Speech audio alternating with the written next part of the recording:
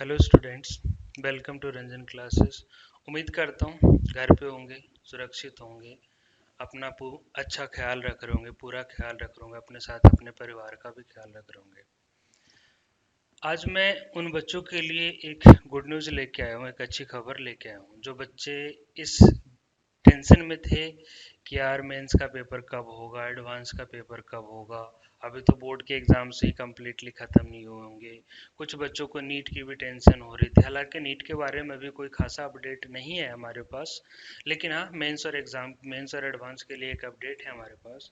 एक अपडेट अभी दिया है जो हमारे पास जेई एडवांस का ऑर्गेनाइजिंग चेयरमैन, उन्होंने एक क्लैरिटी दी है हमें। हालांकि पेपर से रिलेटेड एक क्लैरिटी पहले ही होम मिनिस्टर ने हम लोगों को दे दिया था कि जितने भी मेंस है, चाहे सीबीएसई का हो, चाहे मेंस का हो, चाहे एडवांस का हो, चाहे नीट का हो, उन पेपर्स को उन्होंने क्या किया है, डिले किया है, कैंसिल नहीं किया। कोई भी पेपर जो है वो कैंसिल नहीं हुआ है। हर पेपर क्या किया गया है, डिले किया है, क्योंकि हमारा देश आप लोग देख रहे हैं कैसे सिचुएशन से गुजर रहा है। ऐसे सिचुएशन में पेपर कंडक्ट करना, रिजल्ट डिक्लेयर करना, ये सारी चीज़ें थोड़ा कह सकते हो अनसेफ है हर लोगों के लिए। इसलिए सारी चीज़ों को डिले कर दिया गया है। और लेकिन बिल्कुल क्लियर कर दिया तो उन्होंने कि चीज़ें कैंसिल नहीं की गई है। तो बात आती थी कि अगर कैंसिल नहीं की गई है तो पेपर होगा कब, कब होगा, कब रिजल्ट आएगा, कब मेंस का पेपर होगा, कब मेंस का रिजल्ट आएगा, उसके बाद कब एडवांस का पेपर होगा, कब एडवांस का रिजल्ट आएगा, कब हमारा कॉलेज में एडमिशन होगा, कब हमारा कॉलेज का सेशन स्टार्ट होगा। तो बहुत सारे क्वेश्चन बहुत सारे बच्चों को दिमाग में चल रहा था, बहुत सारी चीज़ चल रही थी कि इन सारी चीज़ों का सोल्यूशन क्या निकलेगा।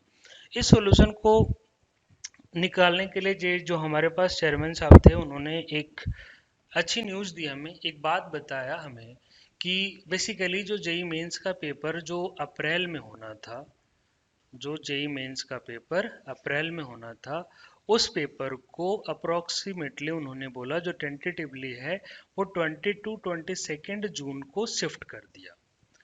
हालांकि ये डेट भी टेंटेटिव डेट है, कोई रियल डेट नहीं है, क्योंकि जितनी भी डेट्स दी गई उन्होंने एक प्रोडिक्शन किया, वो ऐसी प्रिपरेशन कर रहे हैं, ऐसी प्लानिंग कर रहे हैं। हालांकि एग्जैक्टली क्या होने वाला है ये सिचुएशन पर डिपेंड करेगा कि क्या सिचुएशन होते हैं।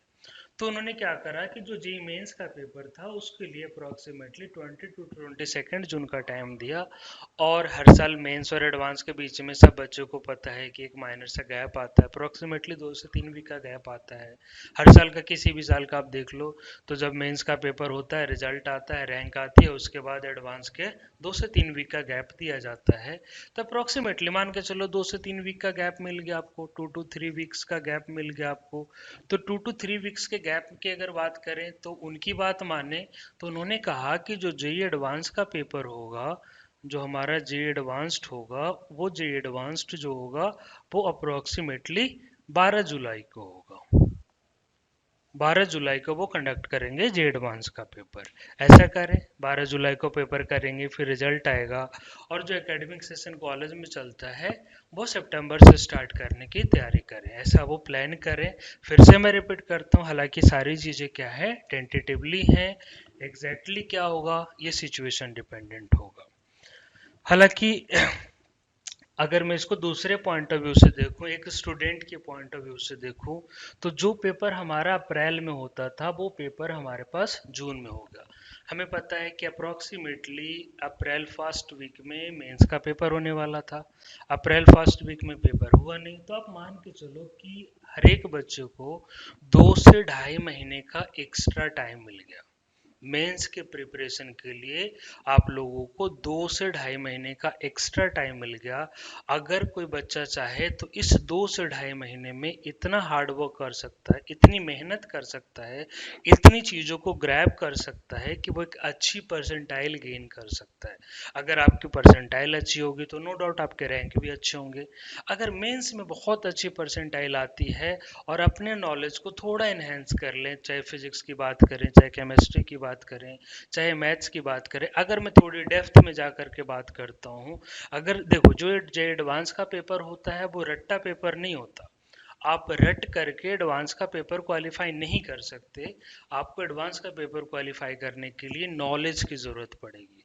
आपको नॉलेज होना चाहिए, आप किस सब्जेक्ट में कितने डेप्थ तक आपको नॉलेज है, इस फैक्टर पर डिपेंड करता है कि आपका एडवांस का पेपर कैसा होगा। तो खैर उसके बारे में हम बाद में ही बात कर सकते हैं। तो मैं कह रहा था कि जो बेसिक बात है कि 2 से ढाई महीने में आप मेंस में अच्छी परसेंटाइल ला सकते हो। उसके बाद देखा जाए तो 2 से 3 वीक का और गैप मिल गया है, तो आपके पास एडवांस की प्रिपरेशन के लिए भी एनफ टाइम है। इस टाइम को सही से यूटिलाइज करके, आप घर पे हैं, आपके पास वेस्टेज ऑफ टाइम कम है, बाहर जाकर के जो हमारा टाइम वेस्ट होता था वो कंट्रोल हो चुका है, हमें पूरे दिन घर में रहना है। तो हम क्या करें, डेडिकेटली अगर इसको पढ़ने में यूटिलाइज करें, स्टडी में यूटिलाइज कर लें, अपने करियर के लिए यूटिलाइज कर लें, तो हमारा करियर जो है वो बिल्कुल अच्छे लेवल पे चला जाएगा, एक अच्छा स्कोर कर पाएंगे हम, और अच्छा स्कोर करेंगे तो हमें अच्छा कॉलेज अलॉट हो जाएगा। तो ये बेसिकली एक कवर रिमूवल हुआ हमारे पास, जो हमारे दिमाग में एक डर चल रहा था कि मेंस का पेपर कब होगा और कब रिजल्ट आएगा, कब एडमिशन आएगा। अगर फर्दर, हालांकि मैं लेटेस्ट अपडेट आपको अपने यूट्यूब चैनल पे देता रहूँगा, अगर फिर भी आप लोगों को लगता है कि किसी सब्जेक्ट में किसी तरीके की कोई प्रॉब्लम है, या किसी पेपर से रिलेटेड कुछ काउंसलिंग की ज़रूरत पड़ती है, तो मैं अपनी कॉन्टैक्ट डिटेल्स डिस्क्रिप्शन में दे दूंगा, आप वहां से हमें डायरेक्टली कांटेक्ट कर सकते हैं। बस घर पे रहो, अच्छे से पढ़ाई करो, मन लगा करके पढ़ाई करो, और आईआईटीएन बन के दिखाओ, ऐसा मैं आप लोगों से एक्सपेक्ट करता हूँ। अच्छी प्रिपरेशन करो, ठीक है, मन लगा के प्रिपरेशन करो। All the best.